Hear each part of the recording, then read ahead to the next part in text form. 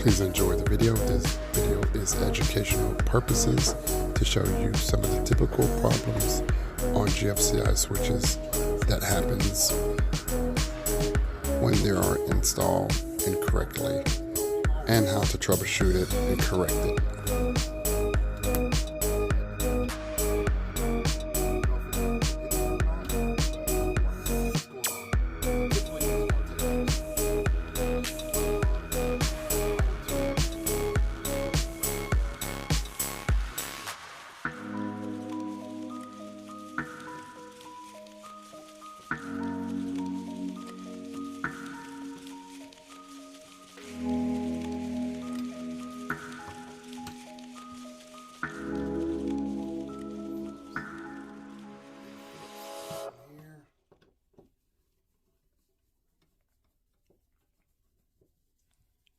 You can use rubber gloves, you can use leather gloves.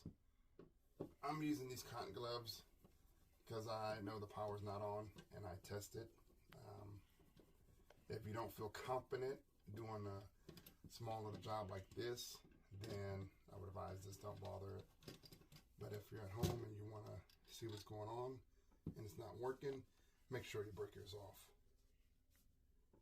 So once that's done, you can pull out the GFCI. You're going to have three wires. You're going to have a black, white, and a green. Black is common, white is neutral, and green is going to be your ground.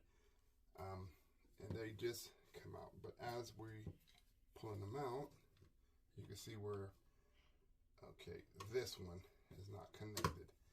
That goes into your line. They call it line because that's the main power source coming in from the breaker. Upstream, I usually say. Downstream, they will call you load. One of the things I think about when I think downstream load is a dump truck. It's carrying all the load. So this one, we want to put it back in. Slide it back in. Adjust your Phillips a little. Okay, it falls right in like that.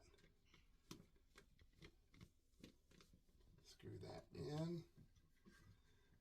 And when you reinstall here, I like to look in there, make sure there's no issues in there. Everything looks good. Set it right back in. Use your Phillips and your screw. Just get it started.